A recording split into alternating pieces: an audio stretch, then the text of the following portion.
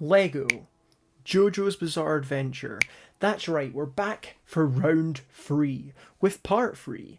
I have got 15 figures this time, which is obviously significantly more than the previous videos. In fact, it means that the number in this video is actually equivalent to the first two put together. So since we've got a lot to get through, without any further ado, let's get into it. Bravo! So obviously we're going to start out with Jotaro.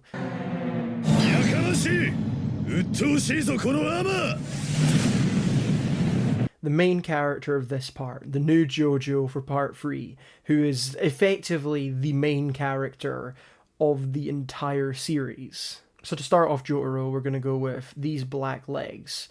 And then after that, you may expect some sort of custom decal design thing to go on the torso.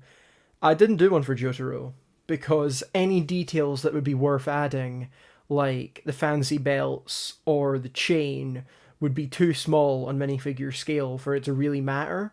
So I just went with this torso. It's got a big belt, obviously referencing his, big obvious two belts, and it's got sort of the black jacket on it. So I feel like that piece gets the point across, as well as anything that I could design would. Any details I could add beyond that wouldn't show up very clearly, so I'm just going with that. And then we're going to go with this head. And for the hat, hair thing, there's a few different options. I've seen some people do different things. Personally, I just went with this, which I believe is a very old piece now. It's been used since minifigures were invented pretty much, which I feel gets across the point of Jotaro. And the other reason I went with that hat in black is because I also have that piece in purple and white. And then to finish off Jotaro, for his accessory, I just decided to go with a gun, which is referencing the prison scene when Star Platinum catches the bullet, because he's trying to prove that he has this evil spirit possessing him. That was really the only thing I could think of to give him, because Jotaro doesn't really hold a lot of things throughout the part, because we're not using physical weapons now, we're into the era of stands. And I don't have any figures of stands for this video, however, some of the figures in this video will have stands as accessories, such as our next figure for this video, which is Joseph Joestar. You're Japanese, aren't you? I'll never forgive the Japanese! Joseph is obviously the best JoJo, and he only gets better with age. To start off with, we're going to go with these legs. And now, on top of those legs, I used this torso, but not the front of it. I flipped it around, used the back of that torso with some white hands rather than skin tone ones, because obviously Joseph wears gloves to cover up the fact that he has a mechanical hand. And then I used this face from Dumbledore, which annoys me, because I had to go with something from a Dumbledore figure. Those were the only ones that had that kind of beard that would look accurate. And this is the only Dumbledore face I could find that isn't wearing glasses. And it's not happy enough for Joseph, in my opinion. I feel like it should be a bit happier. I couldn't find a face that got across that sort of beard look and was actually happy, but didn't have glasses. And then rather than giving him hair, I went with this fedora piece. So for Joseph's accessories, obviously I had to give him a camera, because he uses the spirit photography a lot. It's the main sort of object he holds as a camera. And then to hold in his other hand, I wanted to have some sort of representation of Hermit Purple, his stand. But there was a slight issue with that. See, the best piece to represent Hermit Purple would be this vine piece that Lego does. But that piece doesn't come in purple. So obviously there's nothing that can be done except making my own custom piece. So I bought some sort of semi-transparent, it didn't work out looking very transparent, but it's supposed to be semi-transparent purple filament for my 3D printer, and I printed out this piece. I think it came out better than I expected. It could have looked better. It's not brilliant, but I quite like how it came out. Something I wanted to avoid in this series is using parts that aren't official Lego. However, I feel like in this case, it was worth doing, because Lego does make the perfect piece. They just don't have it in the right colour. So I made an exception for Hermit Purple. Anyway, here's how the finished Joseph Joe star figure looks with his camera and Hermit Purple. Up next is a character I really like, who I was really disappointed with the figure for. I didn't quite nail this one. And that is Noriaki Kakyoin. 触れれば発射されるハイエロファントの結界はすでにお前の周り半径20メートル。クラエディオ半径20メートル。エメラルドスプラッシュを。So to start off for Kakyoin, we're going to go with these dark green legs, and then I created this custom decal to put on the torso, which it gets the point across. It's a fairly simple design, but it looks great. Only problem is, when I printed it out, the colouring doesn't look quite right. It's not terrible, but it's just slightly off, and it is actually the correct colour online. Like, I went and got the exact hex codes for every colour that Lego uses. So every colour I've used to do designs on these, even the details, not just the base colour, but the details and everything, are all official Lego colours. But when you print them out, they don't always come out perfect. For the face, I went with this one, and then for the hair, there's not really anything that's going to look like that, is there? There is no hair that's going to accurately represent Kakyoin. So I went with this red hair, but not straight on the head. I turned it slightly so it looks like it's hanging down at one side to sort of almost represent that bit of hair that he's got hanging down at one side at the front. And then to finish off Kakyoin for an accessory, I just gave him a paintbrush in reference to that first appearance he has where he's painting a picture of Jotaro.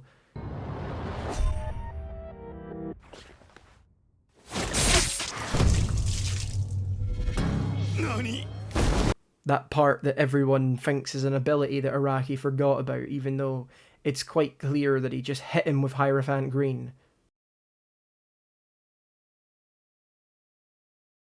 Jotaro-kun. Lero lero lero lero lero lero lero lero lero lero lero lero lero lero lero lero. Ah.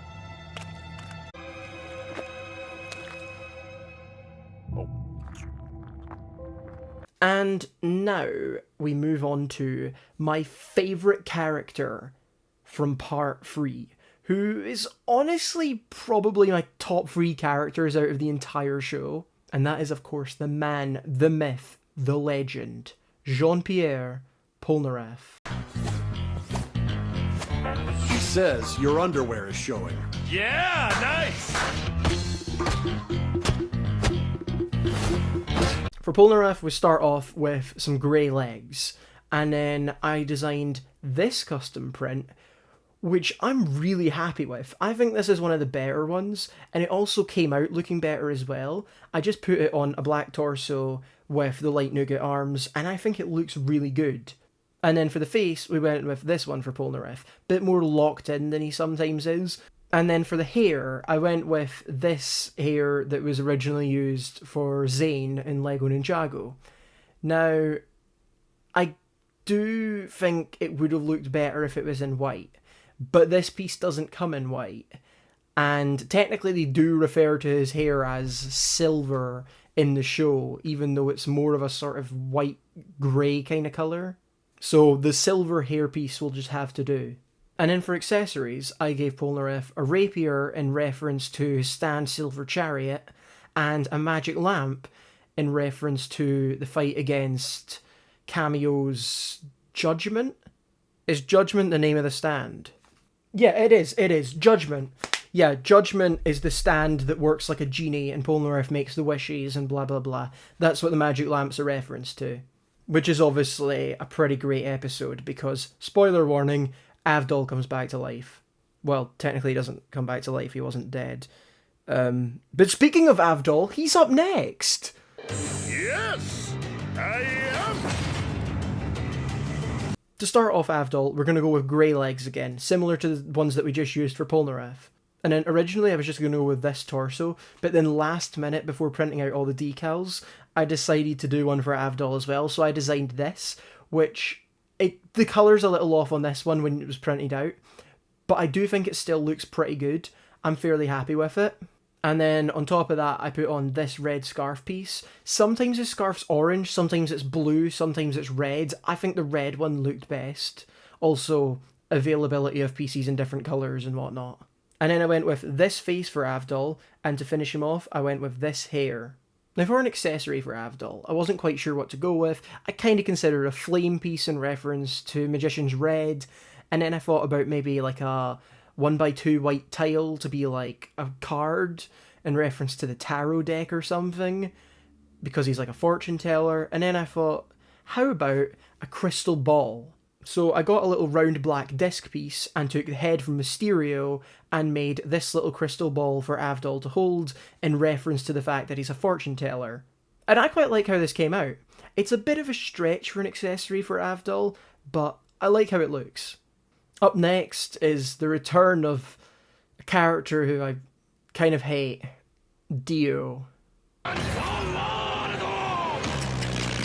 To start off Dio, we're going to go with these orange legs. And then for the torso, I created this decal for it, which is fine. I think I went a bit too small with the details on it. I think if I was to redo it, I'd do the belt a bit bigger, because it didn't show up very well once printed out and stuck on the figure because the details were so small. Small details is a recurring issue with these, which I've not really thought through, and you'll see that with a couple other figures, possibly even a couple of them later this video. For the face, I decided to just go with this one, bit angry because he's Dio, he's always pretty mad in this part. I spent quite a lot of time thinking about what hairpiece to use, and eventually decided to go with this one that was used for Lloyd and Ninjago in more recent years. Because it's blonde and it's got like the green headband in there, I feel like it works alright. Now for Dio's accessory, I did something really stupid because I had a great idea and messed it up. So my idea was this round white piece and this grey bar to make the sign. You know, the sign that he was going to use to like chop off Jotaro's head or something to make sure he was actually dead. And my plan for that sign piece was to print out something that I could stick on the white tile, like how I've done all the decals for the figures. But then I completely forgot to design and print that out, which then left me to try and draw something I could stick on it. So this is the finished Dio figure, with my incredibly bad hand-drawn road sign that I just quickly scribbled on a bit of paper, cut out, and then stuck on the front of that piece. So now that we've gone through the Crusaders and Dio, of course we have to do exactly what they did with the Super Action Statues figures, which means the next logical place to go from here is Whole Horse. Whole Horse, I have a very complicated opinion of. I kind of love him and hate him at the same time. Like, he's such a terrible person, but he's kind of cool. To start off Whole Horse, I went with these tan legs, and then on top of that I used this torso, but I put green arms on it. I could have went with light nougat arms and just had his arms fully exposed, but he does kind of have short green sleeves, and there was no dark green light nougat dual molded arms as far as I can tell. I couldn't find any like that. Maybe there is some and I missed them, but I don't think that piece exists in that colour. So because of that, I just went with dark green arms and the light hands. Then I went with this face, which I think, yeah, that's fine for Whole Horse. It gets the point across. It kind of looks like him. And then I gave him this fedora piece to look like the sort of cowboy hat. And then, of course, for his accessory, I had to give him the Emperor. I know I said I wasn't going to do stands, and now I've technically done 2, but it's the Emperor. It's so cool. Up next is another figure that's slightly lacking in this part. This is one of the weaker ones. There's a couple of these that are more just filling spots. And that next one is Holly. So we're going to start off with some tan legs to look like her tights or leggings or whatever it's meant to be. And then we're going to go with this plain pink torso to represent the pink jumper. Now I could have tried an apron again, because she does wear an apron, But I feel like that didn't go so well with Suzy Q last time, so I'm just not going to bother with the apron. However, I am going to give her a brown skirt, which I had to print out. I didn't have the skirt fabric bit in brown, so that's another one I printed out. And then I gave her this face, and finally this hair, which I actually had a bit of a pain with the hair. This piece would be better if it was in a slightly lighter shade. The same shade that I used for, like, Dio's hair, that kind of shade of light tan. If I had this piece in light tan, that would look better. But I do not have that piece in that colour, I only have it in the darker tan, so we're going with that. And then to finish off Holly, as an accessory, I gave her a teacup. Up next is a figure which, from the neck down, is pretty good, but the top part of it's a bit messed up. And that is Enya. I nearly said Inyaba. It's Inyaba in the dub because copyright law. But yeah, it's Enya is the original. I need to get that in my head. I've been watching the dub too often. So to start off Enya, we're going to go with some short brown legs. And then I'm going to use this torso I found. This sort of dark orange robe, which I think looks really good for this character. I like how that piece works for this. And then I was really stuck for a face for this one, so I ultimately decided to go with this face. Bit of a stretch, I know. And then we reach the real problem of this figure, which is the hair. Now, the perfect hair for this figure would be the hair from this Harry Potter figure in grey, but I don't think that exists. So I tried out a few different long grey or white hairs. Ultimately, I went with this piece. Not the best, but I think it was the best of the pieces I had available in my collection of Lego. And then for the accessories for Enya, I went with specifically referencing the chapter or episode where they all stay at that fake hotel she's running. So I gave her a bandage referencing her hand being bandaged up to hide the fact she got two right hands, and a pair of scissors referencing the pair of scissors she was going to use to attack Jotaro, which she nearly accidentally stabbed herself with. This is not my best figure, but I do kind of like it. I think the scale the figure is compared to the other ones works quite well, which sounds stupid because of course small legs are going to work better for a short character, but I don't know, I like that about it. And like I said, I think from the neck down it's a good figure. Like the body, the legs and the accessories all work quite well.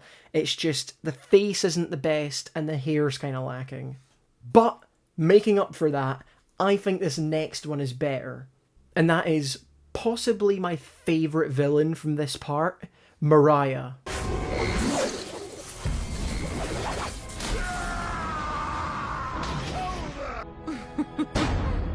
Enjoy the ride, Joseph Joestar.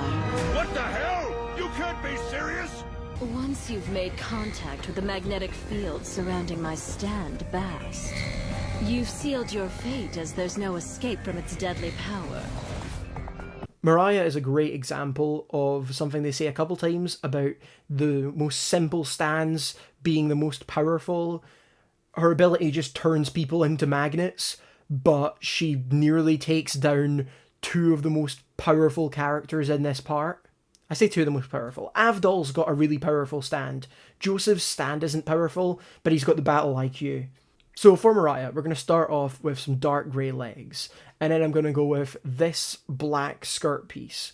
And then I designed this torso decal for Mariah, which I think, at least in the digital version of it, might be my best design. I think it's definitely the best for this part. Maybe not best overall, but I think it's best for part 3. And it's not terrible on the printed version. It's a little bit not as good, but that's the case for all of them. I think this is one of the ones that didn't have as big a difference when being printed out, so I like how it looks. And then I went with this face, and finally I gave her a red hood to match the red torso because she has her hood up throughout the entire episode. As an accessory for Mariah, I really wanted to give her her stand, which doesn't make sense because her stand isn't really held. It's more, it just appears on a wall or a rock or whatever. It's the little electrical outlet. This is a huge stretch, but I gave her this lock piece because it's the closest printed tile I could find to an electrical outlet. I probably should have designed something that could be printed out and stuck on a piece that looked like an electrical outlet. I didn't think of doing that at all. I don't know why that idea didn't occur to me at the time. But yeah, the lock piece is meant to represent an electrical outlet, even though it doesn't quite look like it. But it's got a hole in the middle, it's got screws at each corner, it's... Shut up. Up next is another character from this part that I kind of hate but like at the same time, similar vibes to Whole Horse, and that is Rubber Soul. 節制のカードイエローテンパランスこれが俺の本体のハンサム顔だ I don't know if his name is even said once in JoJo's. He says his stand name Yellow Temperance a few times. I don't think the name Rubber Soul is mentioned. I could be wrong, but that's his name, Rubber Soul. Initially, I didn't plan on doing him, but while I was going through Pick-a-Brick, I found a piece that was just so perfect for this figure that I had to get that piece and add this figure to the list. We're going to start off with some dark red legs, and then on top of that, we're going to use this torso, which personally I got from a Batman figure. I don't know if it comes in other figures. It probably does. It's a fairly basic piece. It's just sort of a shirtless Lego figure. And then I used this face from Loki, which has got, quite a smug, cheesy grin because he's a bit of an idiot. He grins a lot. He's too full of himself. And then I also just used the hair from Loki because I think that also fits. So the accessory for this figure is where the part that I said before really comes in. Because I found this on Pick-a-Brick. And immediately, I was in the headspace of looking for pieces for JoJo's figures. And immediately, as soon as I saw this, yellow, I think it's meant to be a cloud, I was like, that's Yellow Temperance. That looks exactly like the sort of yellow slime stuff that allows him to transform and sort of eat stuff and whatnot. So I got 2 of those pieces, and using 2 round studs and 2 little claws, I attached them to the back of his legs to create this. I really like how this looks. I think there's probably a better way of attaching the pieces on. I did struggle to figure out how to put them on him and what would be the best way. I think it would look better if they were in front of him rather than behind him, but I couldn't figure out a way to do that without other pieces looking really obvious, because I had to use something else to attach them to him, and the best way to do that without showing the pieces attaching it was to go in the back of the legs. But yeah, despite the issue that they could have been attached to the figure better, and I wasn't sure how to do that, I do think this looks really cool, and I'm really happy with how it came out. I think the yellow pieces really carry this figure. I don't know if it would be obvious that it's Rubber Soul without them, but with them, and with the context of JoJo's, it's like, oh yeah, that's clearly Yellow Temperance. I really like how it came out.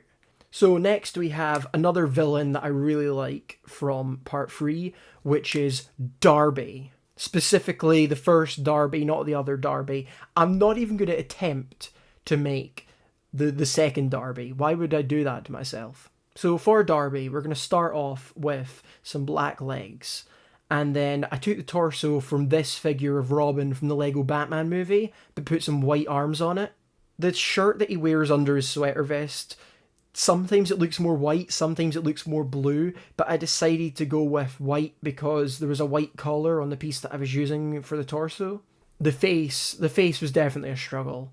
Ultimately, I went with Tony Stark's face, which is a problem because it's hard to see that face as anyone other than Tony Stark. And then I went with this sort of black swoopy hairpiece. Accessories for this figure, I went with a glass from the Harry Potter minifigure series. I think it's from the second minifigure series. And also a card from the Gambit minifigure that came in the X-Men Mansion set. So the glass is a reference to the glass of unnamed liquid that he plays the game with Joseph, where they're dropping coins in the glass and have to avoid making it spill. And then obviously the card is a reference to his game of poker with Jotaro. I quite like how the Darby figure came out. There's definitely some things that could be improved. I think if the torso was maybe a darker red and the arms were blue instead of white, it might look slightly better. But this was the closest torso print that I could find, and I didn't feel like this one was something unique enough that it was worth doing a custom decal for. Up next is another kind of filler one, like the Holly figure we did. It is unnamed Speedwagon Foundation member. Yeah, there's a few times throughout this part where guys from the Speedwagon Foundation kind of help out and stuff. So I decided to include a member of the Speedwagon Foundation on this list. Just a random worker. So we're going to start him off with some grey legs. And then, unbelievably, I couldn't find a single white shirt in my entire Lego collection. I thought, surely I must have a police figure that's got a white shirt with like a badge on it that would maybe do for like a Speedwagon Foundation guy. No, I just don't have one somehow. Maybe I do and I just couldn't find it because it's lost somewhere. I don't know, but somehow I couldn't find a white shirt that would work for this figure. So the closest thing I could get was this torso, which is light tan. The colour's not quite right, but the printing looks good. So I'm just going to compromise with that. And then I went with this face, and to top him off, I went with this blue hat. And for the accessories, I gave him a radio walkie-talkie thing and a pair of headphones, referencing the headphones and radio from the helicopter. So we have 2 figures left, and they are a duo. Not a very dynamic duo, but a duo. So as you may have figured out from that little clue, the next figure is Oingo. To start off Oingo, we're going to go with some dark blue legs. This one is Oingo, right? I feel like I've got them the wrong way round. Okay, yeah, Oingo's the older one. We're fine. Again, I watch the dub more often, so I'm used to them being called Zenyatta and Mondata. For the torso, I designed this custom print, which is a good one. I do like how it looks, but it's too detailed. I put too much detail into the tarot card on his t-shirt, because once printed out, it looks like this.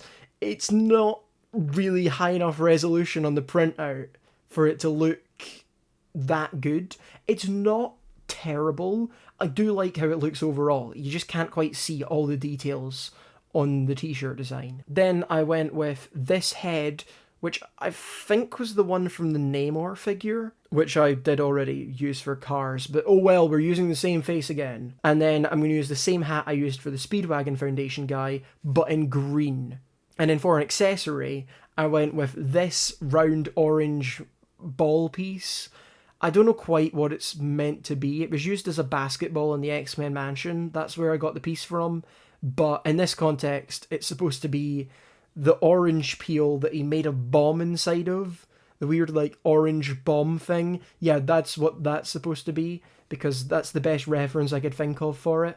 Honestly, I feel like the way this one came together, he might be one of my favourite figures. Maybe even my favourite.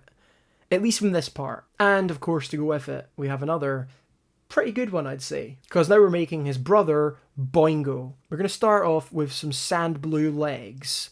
Short legs. The really short ones, not mid, short. And then I also did another custom design for this one.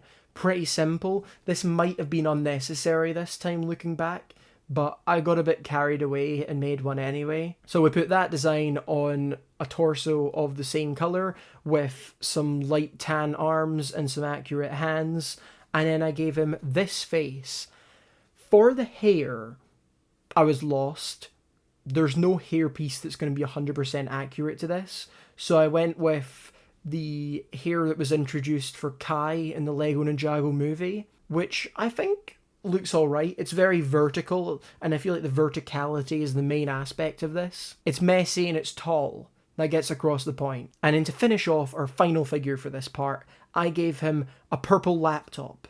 Why a purple laptop? Because this purple laptop piece kind of looks like a book, so it's supposed to represent his stand. It's maybe a little bit off because it is a laptop, not a book, but I think it looks close enough that you can tell what it's meant to be in the context of the figure. Honestly, I think Oingo and Boingo side by side look even better. Like, putting them together with the context of each other, it makes them seem like even better figures. They might be the best ones from this part. But sadly, they are the last ones for this part, because that is us done for this video. I hope you like these. Let me know which one was your favourite from this video, and make sure you stay tuned for part 4. Part 4 will be coming in a couple weeks' time, and there's some good ones in part 4.